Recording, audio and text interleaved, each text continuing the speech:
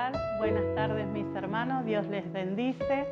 Es un gusto nuevamente estar con ustedes compartiendo este tiempo de barcas, después de mucho tiempo que no compartíamos, pero bueno, por la gracia de Dios hoy estamos nuevamente en este lugar. Hemos salido victoriosos de todo lo que nos ha pasado y quería agradecerles a cada uno de ustedes por las oraciones que han hecho a nuestro favor durante todo este tiempo. Muchísimas gracias y también agradecida a Dios por los milagros que cada día vemos en nuestras vidas y en la vida de nuestros hermanos. Y quiero pedirles en este tiempo que me acompañen en un tiempo de oración donde vamos a encomendar todo lo que vamos a hacer a nuestro Dios, ¿sí? Les invito a que cierren sus ojos allí a donde están y que oremos. Amado Padre Celestial, en esta tarde yo quiero darte muchas gracias por tu gran amor, tu misericordia. Te damos gracias, papá, por tu cuidado, tu protección. Amado Dios, queremos entregar este tiempo de barca en tus manos. Pedimos, Señor, que vos abras nuestro pensamiento, nuestro corazón, que la palabra que hoy vamos a compartir, Señor, llegue a cada hogar con claridad, Señor, que llegue con nitidez, que cumpla el propósito, mi Dios, por lo cual es enviada en este momento. Queremos pedirte que prepares nuestro corazón para recibirla y que tu Santo Espíritu, amado Dios, haga la obra en nosotros. Bendecimos, Señor, este tiempo y te damos gracias por estar en este lugar. Gracias por compartir este tiempo, Señor, con la iglesia. En el nombre de Cristo Jesús lo hacemos. Amén y amén. Bueno. Hoy vamos a estar compartiendo el estudio de barca, que es el estudio 24. Vamos a estar pidiendo a Dios que abra nuestro pensamiento y nuestro corazón, porque esta barca tiene que ver mucho con lo que es la guerra espiritual. Y el título de la lección que hoy tenemos dice Derribando las puertas del infierno. Cuando yo vi el título de esta barca y de esta lección, pensé para mí, esto no vino más que en el preciso momento que tenía que llegar. Porque como iglesia nosotros nos hemos puesto en este tiempo levantar tiempo de oración, tiempo de guerra espiritual a favor de nuestros hermanos, a favor de nuestra provincia, a favor de nuestro país. Y quiero decirles que la palabra de Dios dice que las puertas del Hades no prevalecerán en contra de la iglesia. Así que hoy vamos a hablar de esto, de cómo la iglesia de Cristo se tiene que preparar para enfrentar todo lo que es las puertas del infierno. ¿Sí? Quiero recordar, hace muchísimos años, cuando yo era pequeña, nosotros íbamos de camino a la casa de mi abuela y nos encontramos a mitad de camino con una campaña de una iglesia evangélica. Y en esa campaña el pastor que estaba predicando, él decía, ¿no?, de que la iglesia era el ejército que Dios había levantado para liberar batallas espirituales y para liberar las almas que Satanás tenía cautivo. Y en una de esas tantas canciones que ellos cantaron el himno que hoy aparece en nuestro estudio de barca. Y dice así, cuando leí esta parte me llevó allá aquel tiempo a mi niñez, cuando caminando con mi mamá y mis hermanos, que éramos varios, íbamos caminando a la casa de mi abuela y encontramos esa campaña. Bueno, ahí nos quedamos y pudimos compartir ese tiempo de barca de campaña con nuestros hermanos también en ese lugar. Y la canción dice así, una de las estrofas, porque el himno es bastante larguito, dice, tronos y coronas pueden perecer, de Jesús la iglesia siempre habrá de ser, nada en contra suya prevalecerá, porque la promesa nunca faltará. Y cuando yo leí esta parte, ¿no?, que decía que todas las cosas iban a perecer, tronos, coronas, títulos, van a perecer, pero de Jesús la iglesia siempre va a ser. Dice que siempre va a ser de Jesús la iglesia. Nada nos puede arrebatar de las manos de Jesús a nosotros que somos la iglesia de Cristo. y que la promesa de Dios siempre va a estar en nosotros y va a estar en nuestra familia. Y yo quiero también en este tiempo invitarles a que ustedes puedan recordar qué palabra Dios ha dado a tu familia, qué palabra de promesa Dios tiene para tus hijos, para tu matrimonio, para tu ministerio, para tu trabajo, porque dice que la promesa nunca va a faltar. Así que hoy vamos a hablar de qué es la iglesia de Cristo. ¿Qué es la iglesia de Cristo para mí? ¿Qué es la iglesia para vos? ¿Qué es la iglesia en este lugar donde nosotros estamos? ¿Qué significado tiene la iglesia en la comunidad? Quiero hacer este comentario porque nosotros apuntamos siempre a ser una iglesia significativa en el lugar a donde estamos, en el barrio en el que estamos, servimos a la comunidad, servimos a los que necesitan, pero principalmente a nosotros. ¿Qué es la iglesia para nosotros? ¿Qué es la iglesia para vos? ¿Qué significa la iglesia? Y quiero leerte acá hay un relato de una historia de un ejército que había ido a una guerra. El ejército había ido a una guerra, pero se encontraron con un gran problema.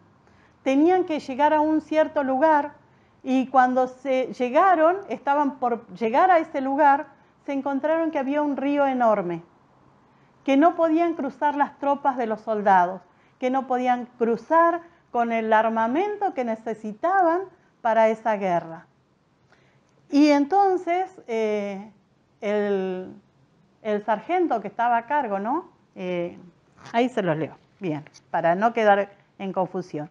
Dice, el ejército de Jackson se encontraba de un lado del río, pero tenía que estar en el otro lado. Después de decirle a sus ingenieros que planearan y construyeran un puente para que su ejército pudiera cruzar, entonces llamó al sargento. Llamó a su sargento encargado de vagones y le dijo, es extremadamente necesario que nosotros crucemos al otro lado. Entonces el sargento de vagones salió y empezó a recoger todos los troncos, rocas y carriles que él encontró. Todo lo que venía le servía, ya sean ladrillos, sean troncos, madera, lo que sea, él se lo llevaba. Y dice que construyó un puente, no mucho antes de que saliera el sol. El sargento encargado de los vagones le informó a su general Jackson, dice, todos los vagones y los carros y la artillería ya habían cruzado el río. Entonces el general Jackson le preguntó, ¿y dónde están los ingenieros? ¿Qué están haciendo? El sargento lo mira y le dice, lo único que puedo decirle es que están en la carpa planificando cómo hacer el puente. Muchas veces nosotros también perdemos tiempo planificando cosas y decidiendo y dejamos lo más importante. Este sargento hizo lo que era necesario para que todo el ejército, con sus armamentos, pudiera llegar a ese lugar de la guerra. Así que vamos a prestar atención hoy, porque la palabra nos está exhortando a qué es lo que tenemos que hacer para ser efectivos en esta guerra espiritual. ¿Sí? Vamos a ir al pasaje bíblico de Mateo 16:13, en la Nueva Versión Internacional. Y dice así, cuando llegaron a la región de Cesarea y Filipo, Jesús le preguntó a sus discípulos, ¿quién dice la gente que soy yo?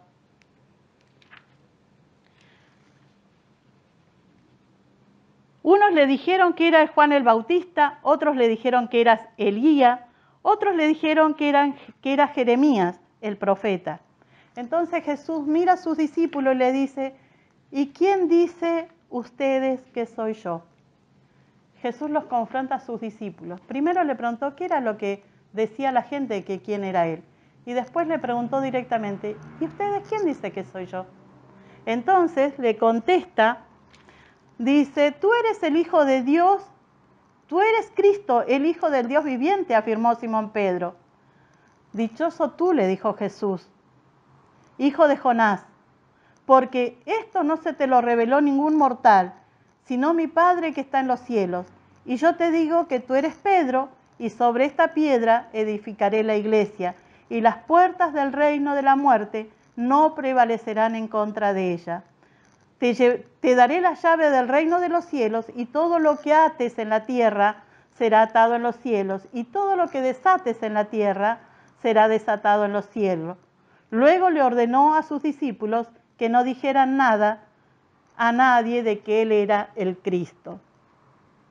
Acá hay cosas que solamente revela el Espíritu Santo de Dios a nosotros, ¿sí?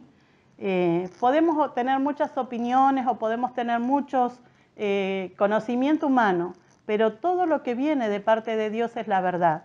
Y acá Simón Pedro le dice, tú eres el Cristo, el Hijo del Dios viviente.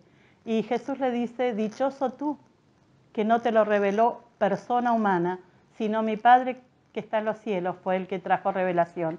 Y quiero decirte que esta revelación la trae el Espíritu Santo a nuestras vidas. Nosotros podemos tener mucho conocimiento intelectual o tal vez mucho estudio, pero si no viene una revelación de parte de Dios vamos a estar siempre equivocados, porque la gente decía que Jesús era un profeta más. No creían que Jesús era el Hijo de Dios, lo nombraron de muchos nombres, el profeta Elías, el profeta Jeremías, pero el único que supo decir quién era realmente Jesús fue porque el Espíritu Santo de Dios se lo había revelado, ¿sí? Y la iglesia tiene que ver con esto, con la revelación de Dios a la humanidad. La iglesia tiene que ver con la razón del amor de Cristo y del amor de Dios hacia la humanidad, hacia todo el mundo, pero que solamente se va a revelar a aquellos que buscan y están dispuestos a recibir una revelación diferente, que es la revelación del Espíritu Santo. Nosotros como iglesia acá en la tierra tenemos una tarea, que es traer el reino de los cielos a la tierra y acercarlo a la gente. Cuando el Señor Jesucristo estuvo caminando por esta tierra y Él se arrimaba a algún lugar, Él decía, el reino de Dios se ha acercado a ustedes. Y eso es lo que Él nos ha encomendado a nosotros, esta tarea, de que el reino de Dios se acerque a cada persona, a cada ser humano, a cada niño, a cada familia, que el reino de los cielos llegue e inunde la tierra con el amor de Dios.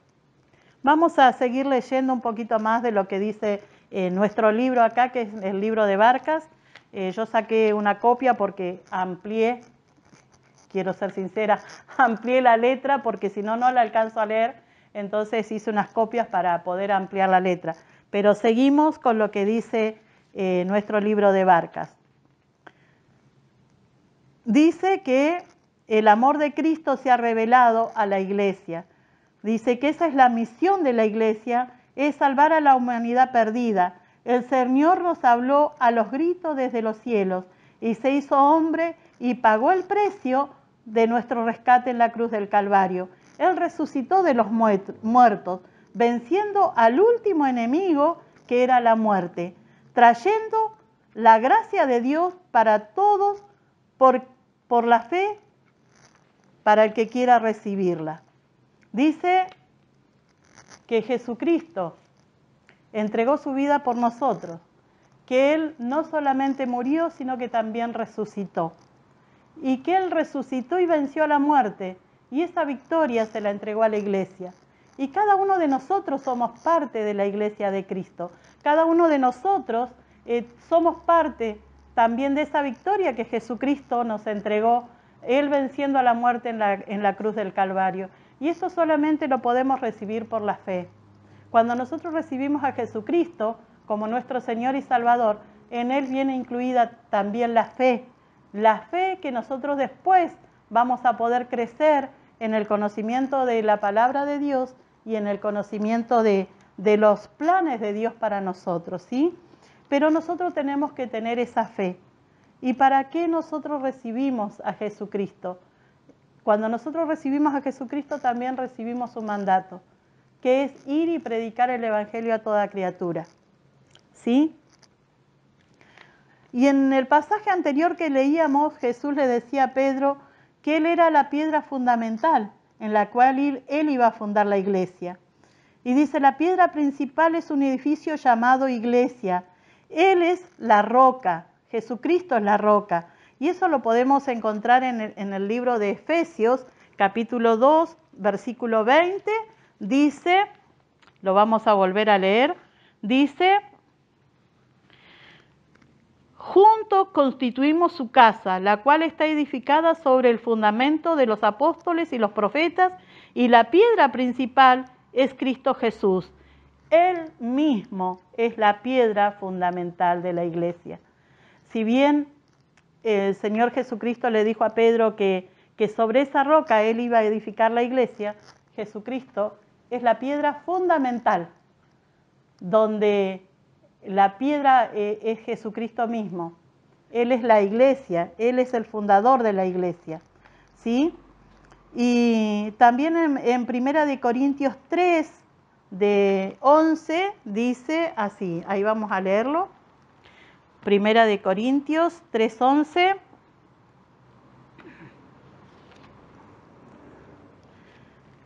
Dice,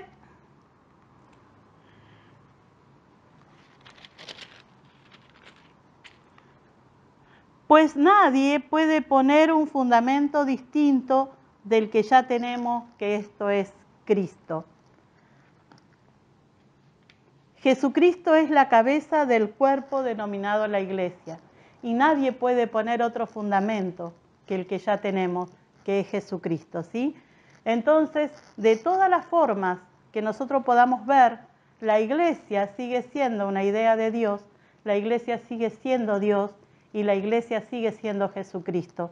Y Él es el principal interesado en que nosotros podamos entender esta verdad y que nosotros podamos también disfrutar de este tiempo como iglesia de Cristo, ¿sí? Más allá de los problemas, las dificultades que podamos tener, dice que Jesucristo venció en la cruz del Calvario y esa victoria Él nos ha delegado a nosotros. Dice, la iglesia es parte del propósito eterno de Dios. La obra fue consumada en la cruz y tras la resurrección, la esperanza del cielo nuevo y la tierra nueva se han acercado a la humanidad. Y Dios ha establecido su iglesia para proclamar y hacer saber a la oscuridad que la luz ha llegado a este mundo. Este es el propósito que nosotros tenemos. Llevar luz a los lugares donde hay oscuridad, llevar esperanza donde no hay. Ese es el propósito que la iglesia tiene, ¿sí? Que toda la humanidad pueda llegar a establecerse y entrar en el conocimiento de que solo en Jesucristo hay paz y hay tranquilidad, que solo en Jesucristo podemos estar confiados.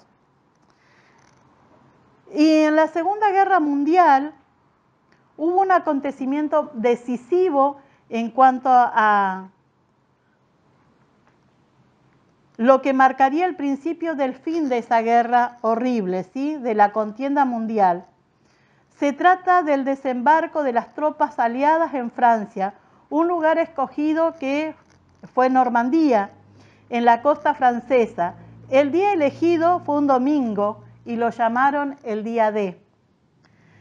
Si el desembarco tenía éxito, aunque todavía quedaría mucho trabajo por hacer, la guerra ya estaba ganada. Se rompería la solidez y de la defensa de los nazis. Se crearía un lugar seguro para el desembarco de las tropas y el suministro. Y esto haría imposible que las tropas alemanas pudieran detener el avance hasta Berlín y que se ponga fin a la tiranía de Hitler. Salvando las distancias, esto puede ilustrarse bien en la obra de Cristo. En la cruz, la obra de Cristo en la cruz y lo que queda para hacer a la iglesia. El sacrificio del Señor Jesucristo fue el día D. El enemigo ya está derrotado, pero ahora la iglesia está llamada a recuperar el territorio, las vidas de las personas que el diablo ha engañado y hace hacer retroceder la oscuridad, trayendo al reino de la luz hasta el último rincón del mundo. Cuando leíamos, o leía yo esta parte en cuanto a la guerra, ¿no? Fue un tiempo difícil para los soldados que estaban en ese barco que tenían que llegar a Normandía, porque ellos estaban ahí guardados, pero los soldados que habían llegado antes tenían que limpiar y asegurar el lugar para que después las provisiones pudieran llegar. Entonces dependían de los soldados que ya estaban ahí, de que esto fuera posible. Y nosotros dependíamos de la muerte de nuestro Señor Jesucristo para que pudiéramos hoy disfrutar de lo que nosotros hoy estamos viviendo, de esta luz que ha venido a alumbrar al mundo, ¿sí? Y cuando llegó el desembarco a Normandía, dice que después ya quedaba mucho trabajo para hacer, pero que ya la guerra estaba ganada. Nuestro Señor Jesucristo, cuando Él murió en la cruz del Calvario, ya la obra estaba consumada, la guerra contra Satanás estaba ganada. Lo único que nosotros tenemos que hacer es empezar a conquistar lo que el enemigo tenía cautivo, ¿sí? Las mentes de las personas. Nosotros hoy podemos tener esta victoria que la tuvo primero Cristo en la cruz del Calvario y nos las entregó a nosotros, para que como iglesia nosotros hoy pudiéramos disfrutar de la tremenda bendición que es el regalo de la vida eterna. Las puertas caerán, dice la segunda parte. Jesús dijo que Él era el que edificaba su iglesia y está totalmente involucrado en la construcción de lo que estamos llamados a hacer, pero también afirma que las puertas del infierno no resistirán el avance de la iglesia. ¿Qué significa esto? Que por un lado nos habla de la salvación que tenemos los creyentes y al enfrentar la eternidad, pero por otro lado es un desafío a la acción. Nosotros no nos podemos quedar con que el Señor Jesucristo ya compró un lugar en el cielo para nosotros. Tenemos que ponernos también a accionar nuestra fe para poder alcanzar ese lugar. Y todavía hay mucha tarea para hacer. Hay muchas personas que todavía no han entregado su vida a Cristo y no han podido ellos confiar plenamente en Dios. Y esta es la tarea que tenemos nosotros como iglesia. Y esta es la tarea que Dios nos pide hoy, que nos levantemos como iglesia y enfrentemos todo lo que tiene que ver con las puertas del infierno. Hoy a la mañana cuando orábamos a favor de nuestros hermanos que todavía están enfermos y de nuestro país, nuestra provincia, declarábamos esto, de que las puertas del Hades no van a prevalecer en contra de la iglesia de Cristo. Declarábamos que la muerte no tiene lugar en los hijos de Dios. ¿Sí? Declarábamos de que Dios es todopoderoso y que puede en estos tiempos hacer milagros. Así que tenemos que levantarnos, iglesia amada, con la autoridad que Cristo nos ha entregado para que podamos llevar esa luz a los rincones que todavía están oscuros. Dice, comprometidos con la victoria. Entender este propósito de Jesús para la iglesia tiene que hacernos reflexionar seriamente en nuestras acciones como el cuerpo de Cristo. Hay una batalla por pelear. Nuestros hermanos, nuestras armas no son humanas, son espirituales y poderosas para hacer caer las fortalezas más cerradas. El evangelismo, la alabanza y la adoración y la oración y el servicio al prójimo y a los necesitados y la atención a los enfermos, a los huérfanos y a las viudas, dice, cada acción que la iglesia hace debilita más las puertas del infierno. No podemos ser soldados del ejército de Dios sin dedicarnos a mirar la batalla y solo dedicarnos a mirar la batalla, debemos tomar las armas espirituales y hacer uso de los dones que el Señor nos ha concedido y con valentía, contra viento y marea, avanzar al territorio que el enemigo ya está, porque el enemigo ya está vencido, aunque todavía se resiste.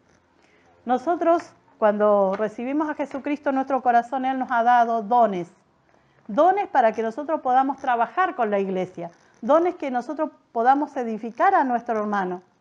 Y esto es lo que el Señor hoy nos está pidiendo, de que nos levantemos y que usemos esos dones que Dios nos ha dado. Y las armas que nosotros tenemos no son carnales, son espirituales. Y una de las armas poderosas que tenemos es la alabanza y la adoración. Cuando el pueblo de Dios se levanta en alabanza y adoración, la presencia de Dios desciende sobre nuestras vidas. Y dice la palabra que el reino de los cielos baja a la tierra en ese momento de alabanza y adoración. Y la oración también es una llave que abre muchas puertas. La oración es la llave que abre los cielos, donde Dios derrama bendición sobre su iglesia. Así que, querido hermano, querida hermana, si vos has dejado este tiempo de usar las armas que Dios te ha dado, te insto a que vos puedas usarlas, que vos te puedas levantar en tu hogar en alabanza y adoración a Dios, para que el reino de los cielos también descienda a tu hogar, para que Dios pueda concederte en este tiempo las peticiones que vos tenés en tu corazón. Dice, nuestra actitud con la visión de Dios para la iglesia no puede ser pasiva. Cristo entregó todo por nosotros y nos concede el alto privilegio de tomar parte de esa batalla de la fe. Somos llamados por Dios a extender su reino, a adentrarnos en el territorio del enemigo y pretende controlar y hacer caer su fortaleza. La vida de personas y generaciones futuras dependen de nuestra responsabilidad y compromiso con la visión de Dios para su iglesia. Las puertas caerán. ¿Tomarás parte de esta batalla o cuál será tu rol en esta batalla? Nosotros tenemos que estar comprometidos con esto, ¿sí? Con esta última batalla, porque yo creo que el Señor Jesucristo está pronto a venir. Pero todavía hay personas que no conocen de su palabra. Todavía hay personas que no conocen de este plan de Dios para salvar la humanidad. Y está en nosotros, que nosotros podamos abrir nuestra boca y hablar. Cuando yo empecé a venir a la iglesia, cuando me empecé a congregar, estaba muy fuerte el trabajo de evangelismo y misiones. Y ahora como que la iglesia está muy pasiva en todo esto. Y Dios hoy nos está instando a que nosotros podamos comenzar de nuevo con el evangelismo y que nos levantemos en victoria. Así que hoy el desafío es de qué lado de la batalla vas a estar. Si vas a estar mirando o vas a estar accionando en esta batalla de la fe. Así que mi querido hermano, mi querida hermana, está en tu corazón y en tu decisión lo que vos hoy quieras hacer como parte de esta iglesia. ¿Sí? Seguimos orando, seguimos levantándonos en guerra espiritual por nuestros hermanos que todavía están enfermos, por todos los que todavía están enfermos en nuestro país y en nuestra provincia. Oremos por cada médico, por cada enfermero, por cada policía que tiene que salir a la calle a trabajar, que son esenciales y que ellos están para cuidarnos, ¿sí? No te quedes dormido, mi hermano, mi hermana, levántate, ponete la armadura de Dios y entrate en esta batalla de fe. Esto era lo que queríamos compartir con ustedes. Dios les bendice y gracias por estar una vez más con nosotros. Vamos a orar para terminar, ¿sí?